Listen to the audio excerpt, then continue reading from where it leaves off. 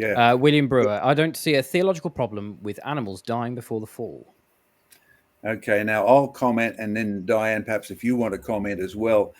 You have to realize what death actually is and what suffering is. Now, any animal with a nervous system registers suffering. In fact, you may be surprised that some of the plants seem to indicate the ability to detect when you are eating them or things like that, but for animals, far more. And when the book of Romans says corruption and death has passed on the whole of creation, it wasn't there in the beginning. When the world was very good, God made plants with body and they're made for you to eat. He made the animals with body and soul. So there is an interactive connection between them and us. Hence, when my dog walks into the kitchen, I don't think, oh, I'd like a hot dog, because I know if I took a bite of my raw dog, he'd really react. And the same with a cow. So God not only gave us the freedom to eat animals, but he also told us how to kill them. We were to drain their blood.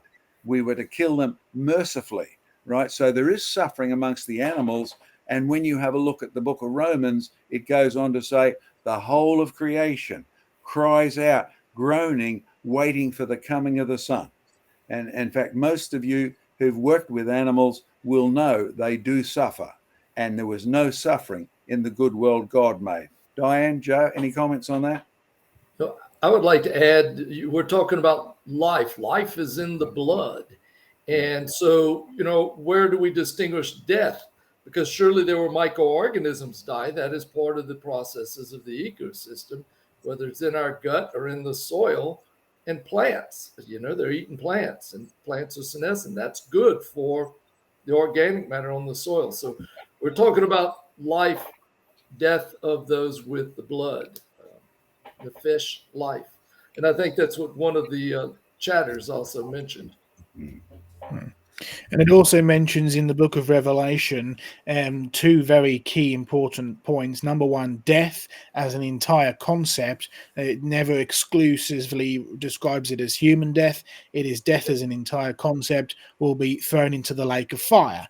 And it says in the new heavens and the new earth, there shall be no more curse. Now, try as hard as you like, you cannot make any sense of those two statements unless, number one, you take Genesis as actual history, like it claims to be and like it's intended to be, or number two, you actually understand that death is not part of nature. It is not a biological necessity. It is the result of the fall of mankind, and as when God said, cursed is the ground, cursed is the world for your sake. Hence, book of Romans, all of creation groans. All of creation is now in dealing with death and suffering because of man's sin, and that death will be cast into the lake of fire, and in the new heavens and the new earth there shall be no more curse.